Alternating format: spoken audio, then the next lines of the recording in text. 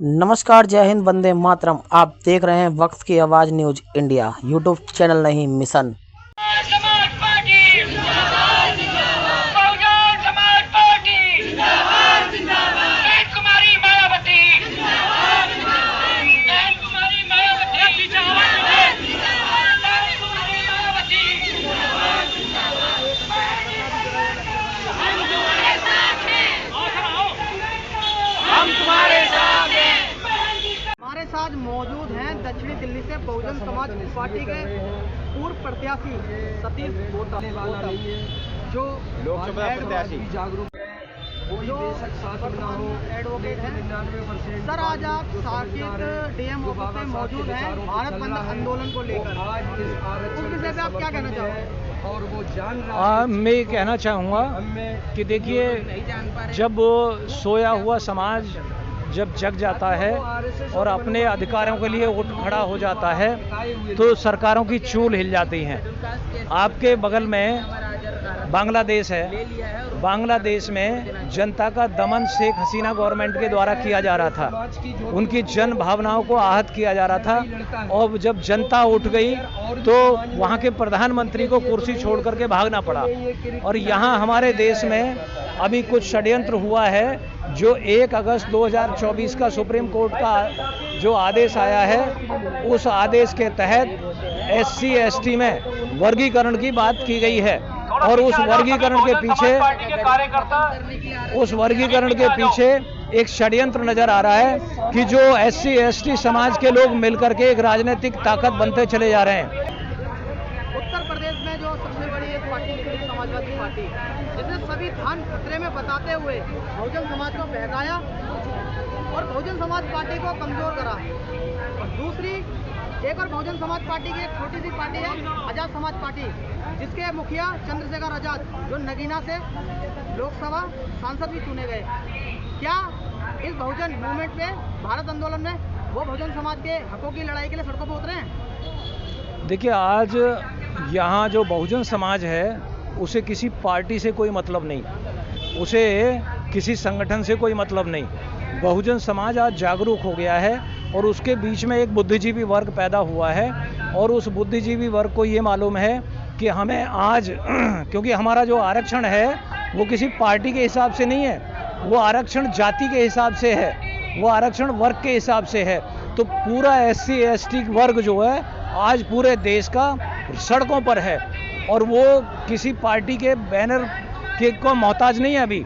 लेकिन बहन कुमारी मायावती जी, जो बहुजन समाज पार्टी की मुखिया हैं, उन्होंने बहुजन समाज के हितों पर जो कुठाराघात हुआ है उससे उनको बड़ी बेचैनी हुई है, दुख हुआ है और उन्होंने एक राष्ट्रव्यापी आंदोलन का आह्वान किया है। बहन कुमारी मायावती जी की आवाज़ इस देश में आज भी सबसे बड़ी ताकतवर आवाज़ है और उसी का परिणाम है कि आज देश में करोड़ों लोग, चाहे कोई राज्य हो, कोई शहर हो, कोई कस्बा हो, कोई गांव हो, ऐसा कोई कस्बा, गांव, शहर नहीं मिलेगा जहां बहुत बड़ी तादाद में लोग आज घरों से निकल करके सड़कों पर ना आए हों। और ये सड़कों पर करोड़ों लोगों का आना एक बहुत बड़े आंदोलन को संकेत दे रहा है। अब देखिए, कुछ लोग हैं हमें गुमराह करके राजनीतिक लाभ क्षणिक तौर पर ले सकते हैं, चाहे उसमें केजरीवाल हो, चाहे अखिलेश यादव हो, चाहे राहुल गांधी हो। लेकिन बहुजन समाज समझ चुका है कि जो क्षणिक तौर पर हमें गुमराह करने वाले लोग हैं, हमें हमेशा उनके साथ खड़ा नहीं होना है। जब भी अवसर की मांग होगी, सब बहुजन समाज एकजुट होकर के अपने आंदोलन के साथ खड़ा होगा, बाबा साहेब अम्बेडकर के आंदोलन के साथ खड़ा होगा, अपने सबसे मजबूत नेता के साथ खड़ा होगा। इसलिए आपको एक बात से संतुष्टि होगी, आज जो सुप्रीम कोर्ट का 1 अगस्त का जो फैसला आया है उसने SC ST समाज में वर्गीकरण की बात की है। लेकिन SC ST समाज का कोई भी जाति का आदमी ऐसा नहीं है कि जिसने उसका समर्थन किया हो। आज हमारे बीच में वाल्मीकि समाज हमारे साथ खड़ा हुआ है, धोबी समाज हमारे साथ खड़ा हुआ है, खटीक समाज हमारे साथ खड़ा हुआ है, कंजर समाज हमारे साथ में खड़ा हुआ है, जाटव समाज पूरा खड़ा हुआ है, क्योंकि इन्हें मालूम है कि ये फूट डालो शासन करो की नीति के तहत सुप्रीम कोर्ट का निर्णय आया है और हम अपने अंदर किसी प्रकार की फूट नहीं पड़ने देंगे। आपका नाम? मैं ललित बौद्ध महरौली से। अच्छा, आज भारत बंद का समस्त बहुजन समाज ने आगाज किया था, जिसको लेकर आज दक्षिणी दिल्ली के अंदर भी साकिब डीएम ऑफिस पे बहुजन समाज पार्टी के लाखों कार्यकर्ता दिख रहे हैं।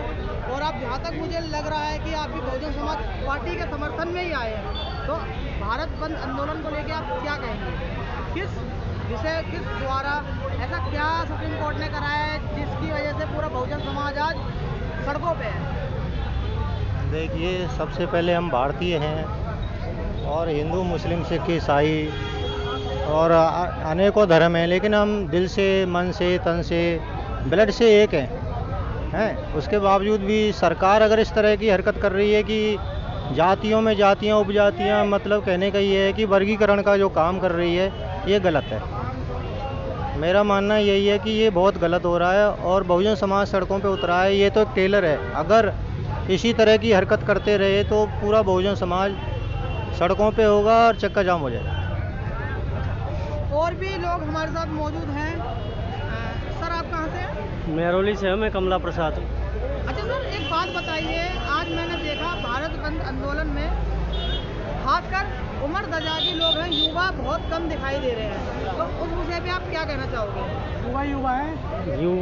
युवा भी हैं और बुजुर्ग भी हैं। बात ये है, बुजुर्गों को ये बात समझ में आ रही है कि अब तक जो बाबा साहब का भारतीय संविधान है, उस पे मायावती ने बहुत कुछ इस पे काम किया था जो कि लागू है, लेकिन सुप्रीम कोर्ट ने ऐसा काम कर दिया, हमारे बीच में ही झगड़ा लगाने का काम किया।